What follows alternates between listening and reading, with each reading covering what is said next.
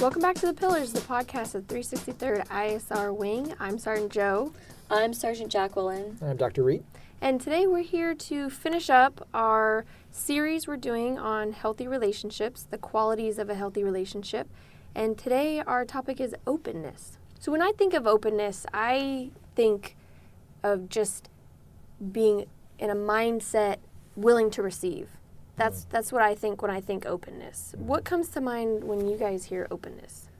When I think of openness, I think of listening more than you're talking. So you have two ears and one mouth for a reason, right? And so receiving that information and using both of your ears to really listen, receive the message well, and letting the person have their opportunity to say what they need to say, but also while that person's talking, not taking that time to think about what you're going to say. Just really receive that information and give yourself time to process it before you say whatever comes to mind. I think at the risk of saying something that's already been said, when I think of openness, I think about availability and flexibility. I'm available to you right now. I'm interested in what you have to say, and I can be open or flexible enough in my thinking to receive new perspectives, new thoughts and ideas, and I'm willing to be corrected on things or have my opinions changed based on the information that you're going to give me. So flexibility and availability. Yeah, I would agree with what you guys both added there. To me, when I think openness with this willingness to receive, you're really getting curious, right? So there's so often in life where we think we know it all, we've seen it all, we all have years of experience, but we forget to try new things, right? Even in our relationships and just styles of communication, we get stuck in these ruts, and then we're not really in a mindset to be open to new experiences. That's a great point, but I was just thinking, when I think about openness, I also think about a little bit of vulnerability. Mm-hmm. We can't have this external barrier or block. So we have to show a little bit of a vulnerability in getting to know people to show that we're open to have communication with them or open for change. And I think in showing vulnerability ourselves, others will feel comfortable being open with us and showing vulnerability on the opposite end. Yeah, just even with your body posture. So much of our communication is nonverbal. If you're going into a situation to be open, right? Maybe your significant other wants to talk to you, or you have something you need to talk about, or like even with your supervisor with feedback, sitting cross-legged, guarded, cross-armed, right? Like that's not sending a message that you're maybe willing to receive. That's kind Absolutely. You're kind of like waiting for the punches. I mean, we travel a fair amount for our jobs, and I think one of the clearest ways that you send the signal that you are not open to talk to the person next to you on the plane or in the airport is you get on your phone, right? Or you put your headphones on, right? Exactly. And I think if you are going to make a deliberate, concerted effort to communicate to your partner or to someone that you work with that you're trying to be open, that you're interested in what they have to say, you have to put away all distractions, whether that be a phone or literally turn away from your computer monitor and, square yourself to that person, have that open posture and communicate verbally and non-verbally that you are open and willing to receive. Yeah. And that goes a long way. You'd be surprised if that's not something that you do typically, and all of a sudden that's a new behavior that you engage in. I think people will find that pretty revolutionary. I mean, I think people will be surprised to just see you reflect that kind of openness in your posture. Yeah. Lately, we've had a lot of folks come and chat with us, and it's been relationship issues. We all go through relationship issues. One thing I've noticed, there's this theme to win, right? They talk about, these situations, these arguments, and it doesn't have to be arguments, just these discussions that they're having in their lives, and it almost feels like they have to win. And I posed the question, why is it so important to win? Here we're supposed to be open to learning and listening, right, especially with our significant other, but yet we're so determined to win, to keep score. And when I asked that question, every person was just like, huh? Like it was this new concept, like, well, someone has to win. Why? Right? Yeah. As though it's Why? more important to be right, or for something to be true and established as true than it Yeah. is to have harmony in a relationship, whether that's in an intimate relationship or whether that's at work. But I feel like it comes from a place where if you don't feel valued in your relationship, it's so hard to come with an open mind because Right. you're already not 100%, right? Mhm. If you feel devalued or if you feel that you have to be right to prove that you're an equal in your relationship, then there's obviously validation that's not happening and acknowledgement that's not happening. And that might just need you guys to sit down and look at, love. Like, how are you sending and receiving love? How are we miscommunicating? And remember, it's not about scorekeeping. It's about being open to hearing what your partner has to say, how they feel. And I always have the mindset of be curious. Instead of talking to talk about you, ask them questions, right? Get curious. It's a really great point. And we were talking a little bit about that before we started recording, about how we go through life, we amass all different kinds of experiences, we get exposed to new people, new cultures, new situations, and maybe unfortunately, sometimes we become more narrow and we become less open to new thoughts, ideas, experiences. We sort of start to assume that we know something about the world. And as we get older, it's important to feel that way, that our experiences amount to something.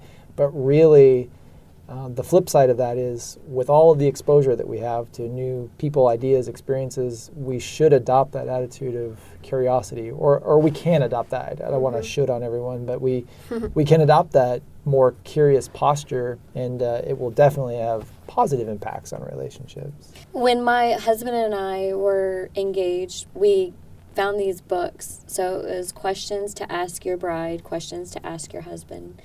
And so both of us got these books and we asked each other the questions and filled them out. And my husband and I have been married for over 6 years, and we still ask each other random questions, not the typical, how was your day? What did you do today? What do you have going on?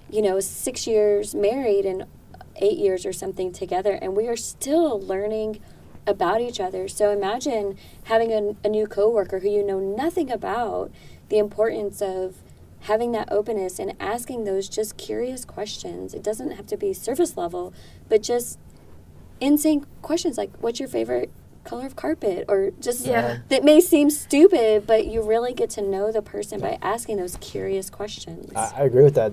That was one of the best pieces of advice that I got from the guy who officiated our wedding. He basically said, among the questions that you should be asking your partner regularly is, what is your opinion? What is your opinion about that? I mean, that reflects a lot of openness. It implies that you are genuinely curious, that you're willing to receive, and that their thoughts matter to you. The way that they see the world is important to you.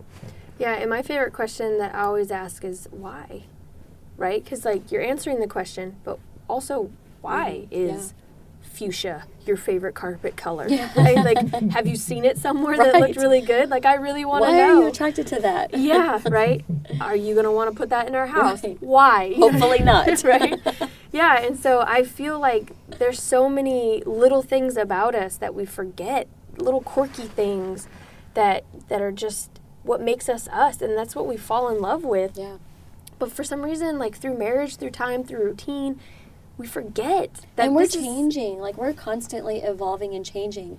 So a color that I may have liked 5 years ago, now maybe I don't like that anymore. But if you don't ask, how are you going to know? Right, and so you bring up a good point, and Jill, you wrote about this a couple of weeks ago when we published this one. You talked about the role of assumptions and how assumptions can kind of shut down openness, right? So if I'm in a relationship with you and I assume that fuchsia is your favorite color, and I go out and I buy 1,300 square feet of fuchsia carpet for our house, you might be pretty disappointed in your reaction. In the reaction, right. Right.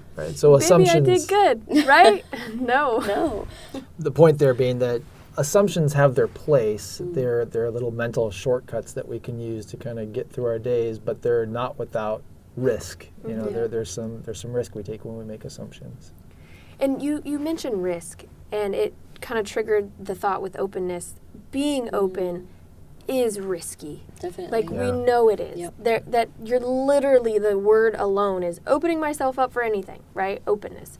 But there's huge rewards, Mm-hmm. Yeah, right? definitely. Personal, Yeah. professional, you know, with your children, with your significant other, I mean, your supervisor, even your airmen, right? Being open can bring lots of rewards.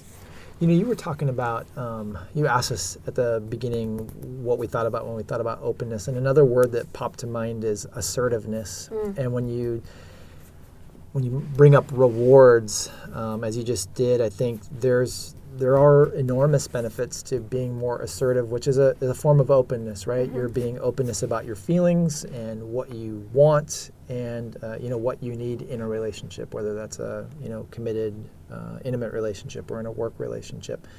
But for people who find themselves on kind of the more passive end of the communication spectrum, being open can feel very threatening. And I think that's why we're recommending practicing. Or, you know, on the other end of the spectrum, if you are kind of more aggressive, if you're on that I always need to be right, it's my way or the highway, being open about how you're feeling can also feel threatening, right?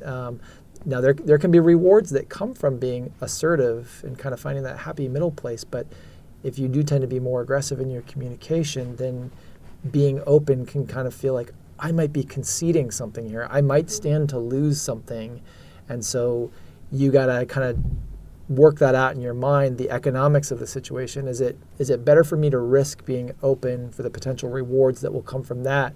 Or do I absolutely need to win this argument so much so that I'm willing to trash the relationship for whatever reward I imagine will come from being right in this argument? Yeah.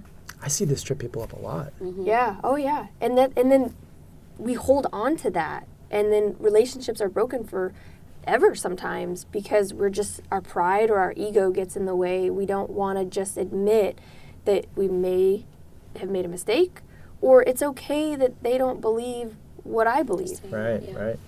And we sort of put a premium on facts, right?